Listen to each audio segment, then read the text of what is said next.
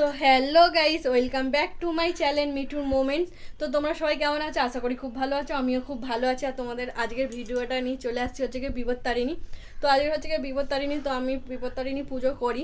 তো আজকের হচ্ছে গিয়ে শনিবার পড়েছে একটা, মঙ্গলবার। তো আজকের একটা আমি করে নিচ্ছি, কারণ মঙ্গলবারটা বাঁধা পড়ে যেতে পারি, তো নাও করতে পারি। তার কারণে আজকেরটা করে নিচ্ছি। আমি দেখো সকাল সকাল স্নান টান করে রেডি হয়ে নিয়েছি। তো আজকে আমি পরেছি এই সাদা কালারের শাড়িটা। তো বেশি কিছু সাজিনি, একটু জাস্ট মুখে ক্রিম আর একটু সিঁদুর টিপ পরে নিয়েছি, কেন এত গরম প্রচণ্ড। তো আমাদের এখানটায় যে হরিসভা মন্দির আছে, ওখানে পুজো দিতে যাব, তোমাদেরকে দেখাবো। তো মনি নিচেই রেডি হচ্ছে, তো আমিও রেডি হয়ে গেছি, এখন বেরোবো, দেখতেই পাচ্ছ। তো লাইটটা আগে বন্ধ করে দিই। মনি নিচেই আছে।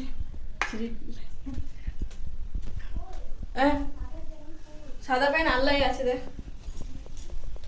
আল্লাহতে আছে রে। তো এখন আমরা রেডি হয়ে বেরিয়ে পড়েছি, দেখতেই পাচ্ছ আমাদের গলিগালা দিয়ে যাচ্ছি এখন। তো ফাইনালি আমি মন্দিরেতে চলে এসেছি। এখানটা আমি এসে ডালা আর ডোর কিনছি, কেন আমি ঘর থেকে ডালা আর ডোর আনিনি। তো এই কাকিমাটা সব কিছুই বিক্রি করছে, ডালা ডোর ধূপ মোমবাতি। তো আমি এখান থেকেই সব কিছু নিয়ে নেবো। তো কাকিমার থেকে ডালা ডোর দাম দর করে কিনে আমি মন্দিরেতে মানে ঢুকতে দেখছি অঞ্জলি আরম্ভ হয়ে গেছে। তো প্রথমে ভাবলাম যে অঞ্জলিটা দিয়েই দিই, কেন এরপরে আরও অনেকে লাইনে আছে। তারপরে পুজো হয়ে যাওয়ার পরে দেখো যে যার এক এক করে ডালা নাম দিয়ে নিচ্ছে, আর দক্ষিণা দিয়ে সিঁদুর টিপ পরে, মানে সিঁদুরের টিপ আর ডোর পরে তারপরে বাইরে এসে ধূপ মোমবাতি জ্বালাচ্ছে। তো আমিও লাইন দিয়ে টিপ পরে ধূপ মানে ডোর পরে চলে এসেছি ধূপ আর মোমবাতি জ্বালাতে বাইরেটা। তো প্রত্যেক বছর এখানটাতেই মানে ধূপ আর মোমবাতি জ্বালানো হয়। তো এখানে আমার আগে অনেকে যারা আগে ধূপ মোমবাতি জ্বালিয়েছে, আর এখন আমরা আর রাখতেই পাচ্ছি না, এত অসুবিধা হচ্ছে, হাতে ছ্যাঁকাও লাগছে। তারপরে যাই হোক, ওর পাশে যে রাধাকৃষ্ণ মন্দির আছে ওখানটায় চলে গেলাম প্রণাম করতে, কেন গোবিন্দকে তো ফেলে আর আসা যাবে না, ওকে তো প্রণাম করতেই হবে। তা ওখানে ব্রতকথাও শোনাচ্ছিল, কিন্তু ঠাকুরমশাই এই মন্দিরেতে চলে এসেছে বলে ব্রতকথা বললো একটু পরে শোনাবে।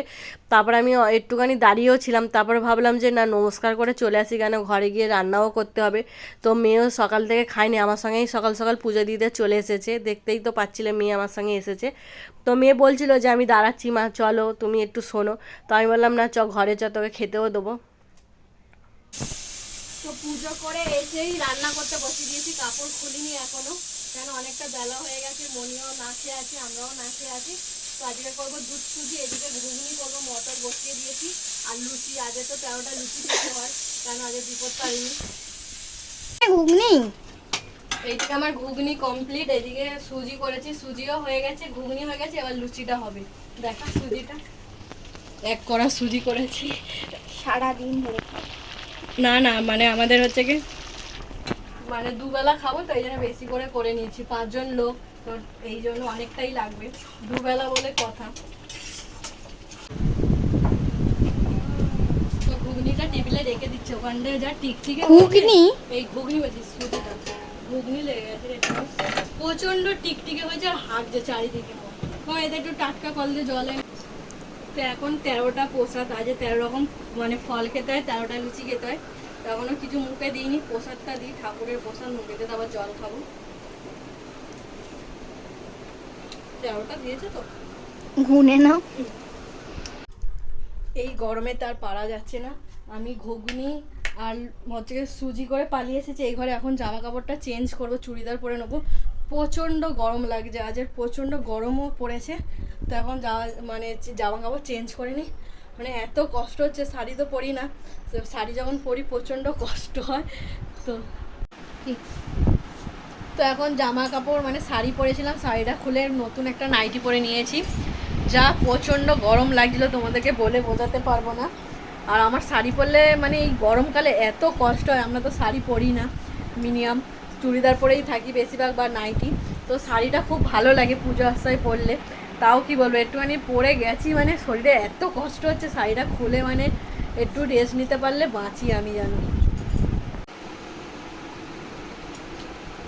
তো এখন আমাদের রান্না কমপ্লিট, লুচি সুজি আর ঘুগনি। তো সবাই খাওয়া হয়ে গেছে, আমি একটু ঘুমোচ্ছিলাম, কেন সে ভোর 5টা থেকে মানে পুজো দিতে হবে বলে কাজ করছিলাম। তো এখন আমি মানে থালায় করে সব নিয়ে চলে এসেছি, আমি একা খাবো না, মনিও খাবে, তোমরা ভেবো না যে আমি এটা একা খাবো। মাম খাবে তো তুই? আজের ঘুগনিটা অসাম হয়েছে, অসাম। দিদি বলছে হ্যাঁ তো বলে। এইদিকে দেখো মনিও খেতে আরম্ভ করে দিয়েছে। ভালো হয়েছে ঘুগনিটা? একবার বলবি তো, তারিফ কর মাকে, তারিফ। এই ঘুগনিটা দিয়ে মুড়ি হলে যা হতো না, দারুণ। এই ঘুগনিটা দিয়ে মুড়ি খাওয়া যদি যেত মানে ফাটাফাটি, তাই তোমার দারুণ। মনি তো মুড়ি খেয়েই নিয়েছে হতে। আমার ঘুগনি হলে আমি যে কতবার ঘুগনি মুড়ি খাই ঠিক নেই, আমার ঘুগনি মুড়ি খুবই প্রিয়।